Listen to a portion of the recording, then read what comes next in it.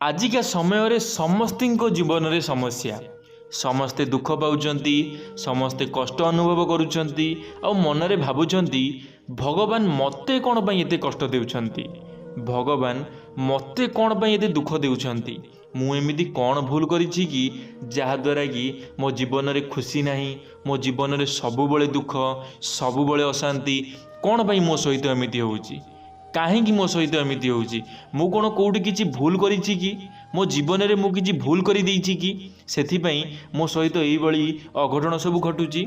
ह सांग माने आपण माने बहुत बड़ बड़ भूल करि देइछंती जहा जानिले आपण माने आश्चर्य होई जिवे कोन सेही सब भूल जानिबा आजिर एई वीडियो माध्यम रे।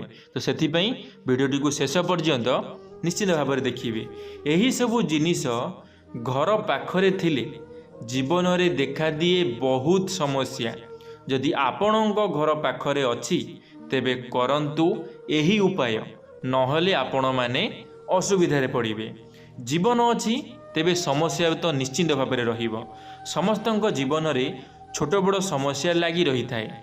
दुनिया रे बोधे एमिति कौनसी व्यक्ति थिबो जार जीवन रे कौनसी समस्या नहीं, किंतु किछि लोकंक जीवन रे समस्या आसीबार किछि समय पर ही ताहा चली जाई थाए, किंतु किछि लोक जीवन रे समस्या आसी थाए किंतु ताहा जीवार ना ही धरी न थाए। तो सही लोक कौन करिवो जहा जीवन रे समस्या टोटाली दूर ही हो नहीं, सबुबले समस्या लगी रही। सही कारणरू लोक माने सबुबले जीवन रे दुख मध्य अनुभव करती। से माने बुझी पारती नहीं कि से माने कौन करिवे।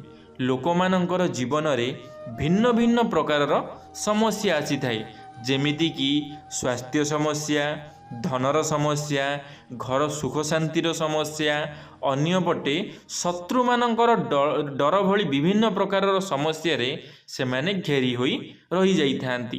केतेक लोक माने एही समस्या गुडी करे फसी जाई निज मन भितरे भांगी पड़ी थांती एवं शेष रे निज जीवन को ही शेष कर देई थांती। वर्तमान आपण भाबुथिबे कि जीवन रे एते समस्या आसुची ही केउठु, कौन आमे भूल करूछे, काहे कि आमरी जीवन रे ही सबुठारु अधिक समस्या आसुची, कौन आमे भूल करूछे, कौन आपण माने जानि छंती जानि नाहंती। आपण को कहि देउछि जे एही सब समस्या प्रायतः वास्तु दोष जोगु आसी थाए। आपण मानक मध्यरु प्रायतः लोक माने निज घरे गछ लगाई थांती, किंतु यह जानि नियंतु कि किछि गछ आपणको घर पई भल होई थाए एवं किछि गछ आपणको घर पई अशुभ मध्य होई थाए, हेले आपणको जणा न थाए। सेथि पई आजि मु आपण मानकु कहिबि जे घर पाखरे केउ केउ सब गछ लगाइबा उचित एवं केउ केउ गछ सब लगाइबा अनुचित होई थाए। जदि आपणको घर आखपाखरे सुखी जाइथिबा किंबा जली जाइथिबा गछ अछि तेबे आपण माने सावधान होई जांतु। एहा अशुभ संकेत होई थाए, एहा वास्तु दोषर कारण होई थाए। एहा द्वारा घरे नकारात्मक ऊर्जा बास करि थाए। सांग माने जदि आपणको घरर आखपाखरे कौनसी भी मला गछ सुखिला गछ जली जाइथिबा गछ अछि ताले जानि रखंतु आपणको घर उपरे खराब प्रभाव पड़िबो। तो सेथिपई आपण माने से गछटी को काटी दियंतु, कारण से गछ कौनसी काम रे आपणकर आसीबो नाही। कारण गोटे गछ जेतमळे सुखी जाई थाए पोड़ी जाई थाए सेतमळे कौनसी भी से काम रे आसी न थाए, तो आपण माने ताकू काटी दियंतु। द्वितीय रे हेउची घरे ताळ एवं कौनसी तुळा गछ थिले ताहा कलह एवं अशांतिर वातावरण सृष्टि करि थाए। सांग माने आपणको घर आखपाखरे ताଳ गछ एवं कौनसी तुळा गछ अछि कि ताले जानि रखंतु आपण मानक घरे निश्चित भाव में असुविधा हेबो, झगड़ा सृष्टि हेबो, कलह सृष्टि हेबो। तो सेथिपई आपण माने सावधान रे रहंतु। आपणको घर आखपाखरे जदि अछि आपणको घर चारिपाखरे जदि अछि ताले आपण माने जेते शीघ्र पारुचंती हटेई दियंतु, नहले आपणको जीवन रे सबुबळे अशांति लगी रहिबो, सबुबळे आपणको घरे कलह सृष्टि हेबो, सबुबळे झगड़ा मध्य लगी रहिबो। तृतीय रे हेउछि घर सामने जदि तेंतुली गछ अछि तेबे ताहा बहुत अशुभ बोली कहा जाई थाए।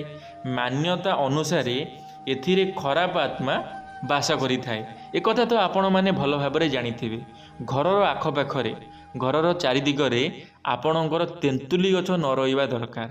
जदि तेंतुली गछ रहुची ताले जानी रखंतु आपणक घर चारिपाखरे कौनसी खराब शक्ति निश्चिंत भाव में रहिबो। कारण तेंतुली गछरे सबुबले खराब शक्ति ही बास करिथांती। आ से खराब शक्ति यदि आपणकर घरर चारिपाखरे रहिबे ताले आपणक घर उपरे मध्य खराब प्रभाव निश्चिंत भाव में पड़िबो। तो सेथिपाई आपण माने सावधान रुहंतु।